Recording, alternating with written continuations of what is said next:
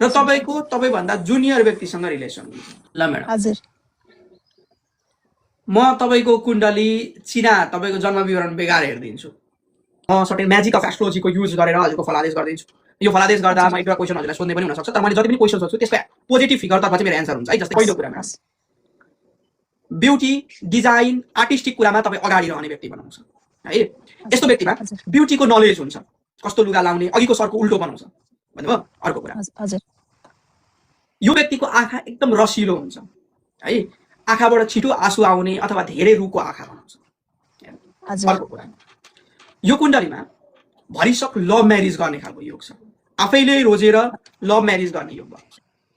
अर्को कुरा, हजुरको विवाह भइसकेको छ भने हजुरले अलरेडी कुनै न कुनै प्रकारको प्रेग्नेन्सियल इस्युज तपाईँले भोगिसक्नुभयो र तपाईँको म्यारिटल लाइफमा प्रब्लम भइसक्यो भन्नुभयो।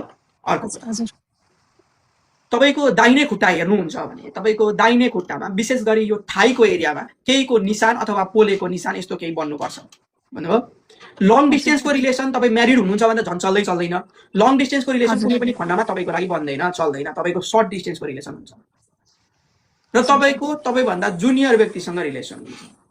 अहिलेको अवस्थामा तपाईँको दाहिने हातपट्टि कुनै चार्जिङ पट अनि तारहरूको जन्जाल अथवा चाहिँ कुनै तपाईँले इलेक्ट्रिक आइटम्सहरू चाहिँ तपाईँको राइट ह्यान्ड साइडमा राखेको हुनुपर्छ भनेको छ है। अर्को छ यहाँनिर बाहिर हजुर छ हजुर त्यो बनाउँछ।